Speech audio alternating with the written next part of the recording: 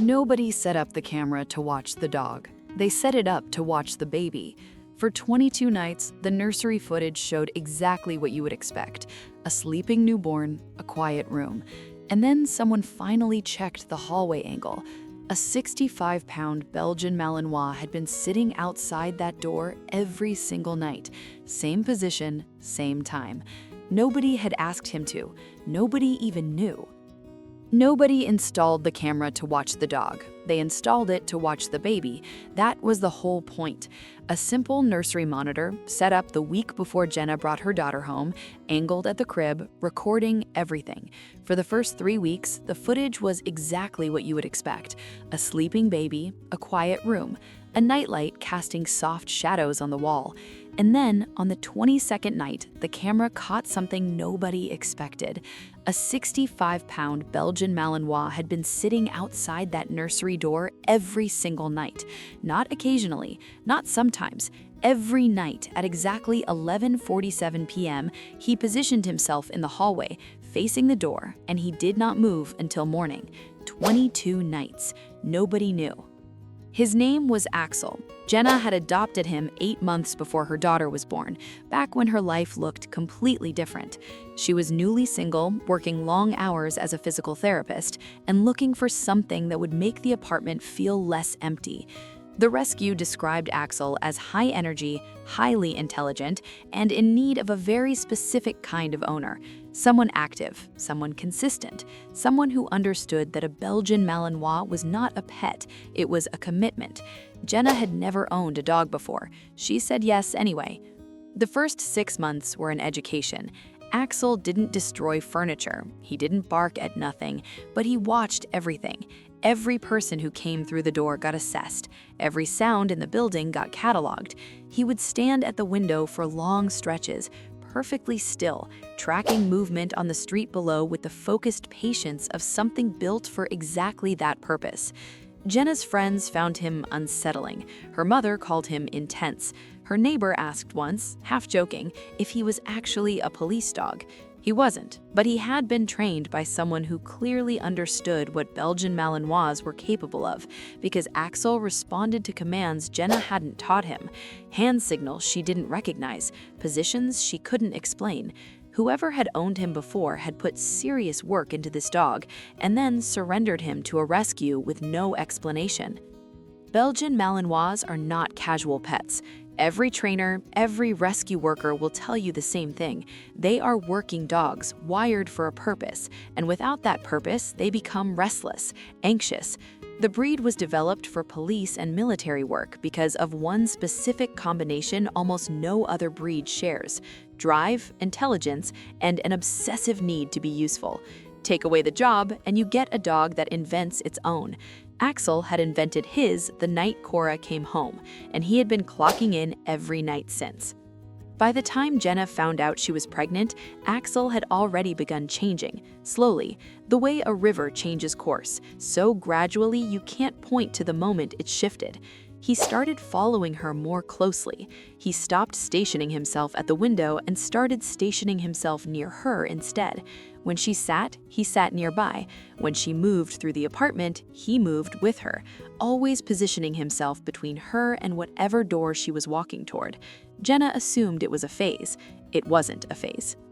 I see you're still watching but haven't subscribed yet. That honestly stings a little. Hit subscribe. You'll want to see what the camera caught. Baby Cora was born on a Sunday in September. 6 pounds 9 ounces, with her mother's eyes and a grip that surprised every nurse in the room. They came home on a Tuesday afternoon. Jenna carried the car seat through the front door and set it down on the living room floor. Axel was across the room.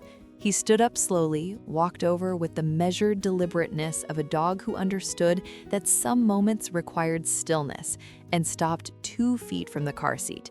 He looked at Cora for a long time. Then he looked at Jenna. Then he lay down facing the car seat, tucked his chin onto his front paws, and exhaled. He didn't move for 40 minutes. Jenna didn't move either. She just sat beside him on the floor of her own living room and let the moment be exactly what it was.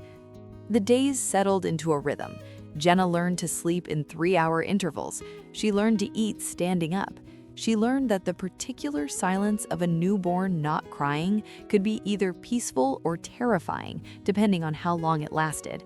And through all of it, Axel was there, not underfoot, not demanding, just present, repositioning himself through the day so that he was always between Cora and whatever room Jenna wasn't in. On the harder days, when the exhaustion sat heavy and the quiet of doing it alone felt loudest, she would look over and find him there, just there, and somehow that was enough. On the 22nd night, Jenna woke at 2:14 a.m. to check the nursery monitor. Standard check. She had done it every night. The crib was quiet, Cora was sleeping, and there, at the edge of the frame, barely visible in the nightlight, was Axel, sitting in the hallway outside the open nursery door, perfectly still, facing inward. Jenna sat up. She pulled up the archived footage on her phone. She went back one night, he was there.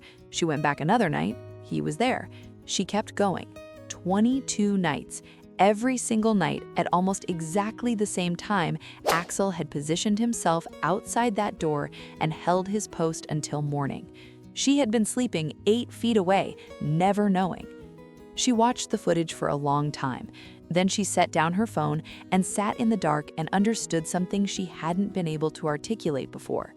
This dog had not adjusted to the baby, he had been preparing for her.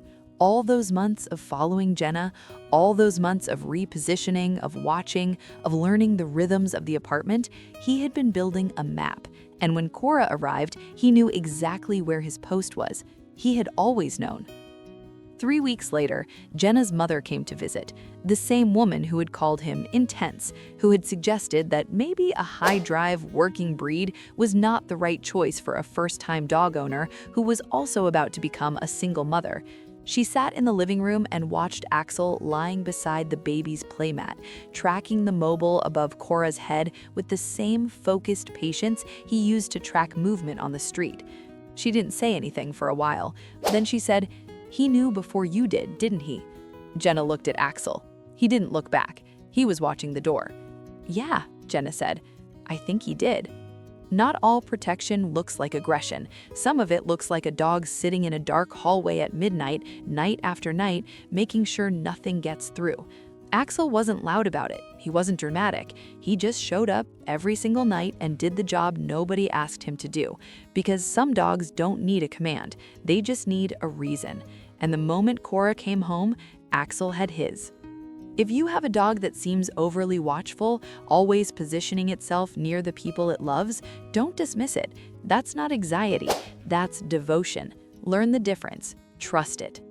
Would you feel safer knowing your dog was doing this every night, or would it concern you? Tell me in the comments.